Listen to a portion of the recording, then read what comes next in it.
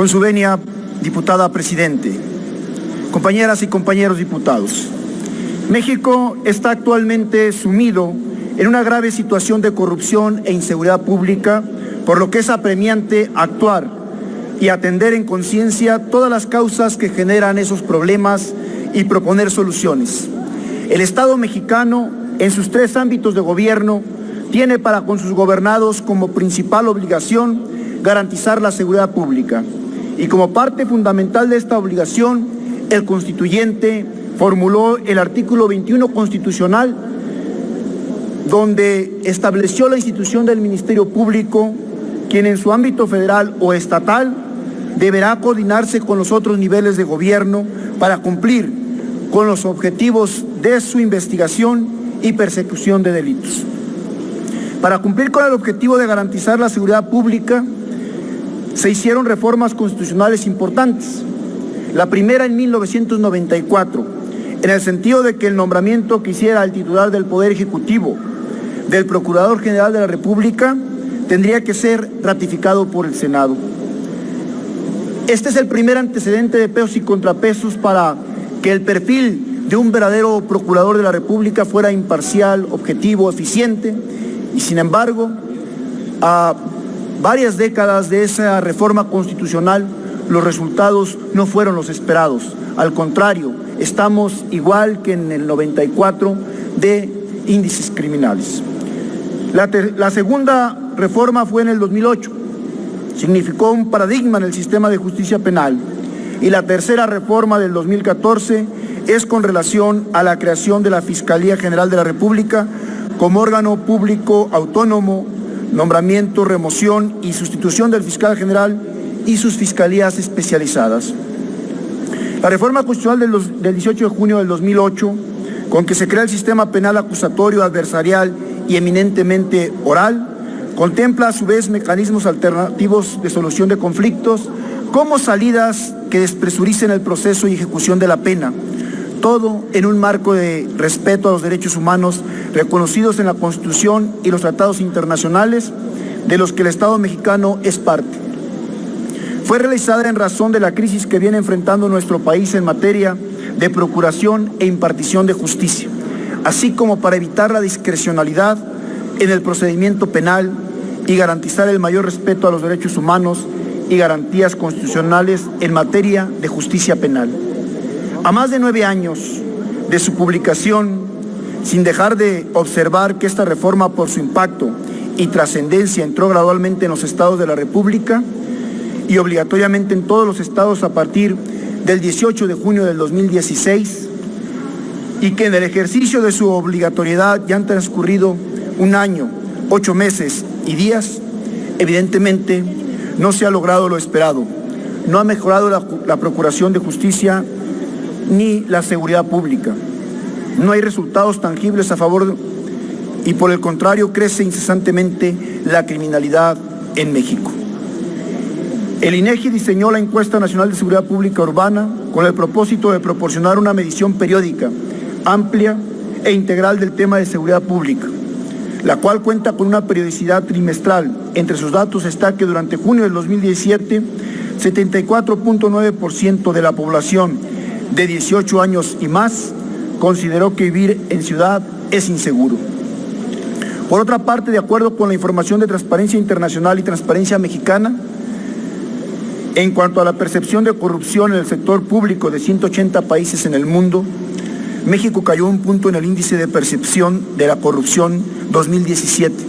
La calificación de México empeoró por 1 punto, pasando de 30 a 29. Esto ubica a México en la posición número 135 de 180 países evaluados en materia de anticorrupción. Transparencia Internacional refiere que a nivel regional México se encuentra entre las peores posiciones de América Latina y el Caribe, por debajo de Brasil, Argentina y Colombia, y ocupando la misma posición que Honduras y Paraguay. De la región latinoamericana, solo Guatemala, Nicaragua, Haití y Venezuela están peor que México. Transparencia Internacional afirma que México, junto a Rusia, es el país peor evaluado del G20 y el peor evaluado de la Organización para la Cooperación y el Desarrollo, la OCDE. No puede dejarse de mencionar lo trascendental de tener una fiscalía que esté al servicio de la legalidad y la justicia, no como acontece al servicio de intereses ajenos a la procuración e impartición de justicia, encaminados a la impunidad. Por ello, debemos poner atención especial en equilibrar los pesos y contrapesos para su real autonomía y en la elección de su titular, ya que este último tendrá entre sus responsabilidades dirigir y resolver satisfactoriamente los asuntos de la Fiscalía General de la República, entre los que están pendientes de resolver Ayotzinapa, Tlatlaya, la matanza de Allende y otros en los que están involucrados funcionarios públicos como los denunciados recientemente por la Auditoría Superior de la Federación. Mencionarlos aquí sería interminable, por eso mencionamos los más icónicos o representativos, para que lo que hoy argumentamos quede de evidencia que México necesita un cambio de timón en materia de justicia. No se puede seguir haciendo lo que se está haciendo hasta hoy. Los datos son innegables y las reformas, incluso las más recientes, las que ya mencionábamos como la del 2008, que ha sido paradigmática, la del 2014, que aún no termina de concretizarse, de la autonomía de la Fiscalía, la del Sistema Nacional Anticorrupción, entre otras, no han podido aterrizar para que México sea un país seguro, un país donde la impunidad no siga reinando. La realidad es que México hoy está peor que hace décadas. En una década tenemos 250,000 homicidios. En esa década también contabilizamos más de 30,000 desaparecidos. El sufrimiento y la incertidumbre de miles de familias de mexicanos no parece parar. Por eso hoy esta iniciativa que presentamos es para darle realmente una autonomía a la Fiscalía General de la República. Esta autonomía de la que mucho se ha hablado y en la que han participado académicos, expertos, es importante como un eje fundamental donde debe gravitar la democracia de este país y un verdadero Estado de Derecho. Por eso, lo primero que proponemos es que el perfil del fiscal tenga que ser un perfil idóneo y que eso también se replique a todas las fiscalías o procuradurías del país, donde se lleva el 80% de los casos criminales. 2, que ese perfil pase no solamente por un abogado de experiencia, sino que sea un abogado que tenga experiencia en el ámbito de procuración de justicia. 3, que no haya pertenecido a un partido político o haya tenido un cargo público. Necesitamos realmente perfiles idóneos con experiencia, pero alejados de los intereses políticos. 3, es importante también que haya un presupuesto para las fiscalías, un presupuesto constitucional, un presupuesto que no pueda estar como parte de la coacción de grupos de interés. También es importante que la participación ciudadana encamine este perfil y este nombramiento. La rendición de cuentas es importantísima. Ya no puede quedarse al arbitrio solamente de los grupos políticos, de la partidocracia, el nombramiento del fiscal general, porque eso ya lo hemos tenido.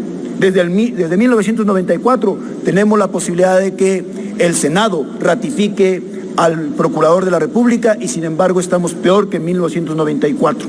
Hoy tenemos más homicidios y más desaparecidos. Esta rendición de cuentas implica la supervisión dentro de un consejo de la organización de la sociedad civil organizada para que permanentemente esté siendo evaluada. Que cada 2 años el fiscal general de la República pueda estar siendo ratificado por el Senado y que el nombramiento pase por una elección transparente completamente donde participe, por supuesto, el Senado y el presidente de la República, pero también la sociedad civil organizada. No podemos permitir que algo tan importante como el nombramiento de un fiscal quede en manos de políticos. Hoy la sociedad tiene que estar volcada a observar el nombramiento del fiscal. Es importante también que estos pesos y contrapesos se den para que pueda haber justicia en este país. De otra manera, seguir con estos procesos oscuros de nombramiento de funcionarios, seguir queriendo imponer funcionarios afines a grupos políticos o de poder o grupos fácticos, va a seguir trayendo los resultados terribles. México no puede seguir viviendo con miedo, en un estado de terror. México no puede seguir al nivel de democracias de corrupción, de incertidumbre y de impunidad, como países que han tenido guerras civiles como Siria, como Irak y como ese tipo de países. México tiene una grandeza y en esa grandeza debe de estar la altura de miras para nombrar al fiscal de los mismos partidos políticos. No más fiscales carnales, no más fiscales políticos, sí a una fiscalía que sirva, sí a un México sin miedo y en paz. Es cuanto, diputada presidenta.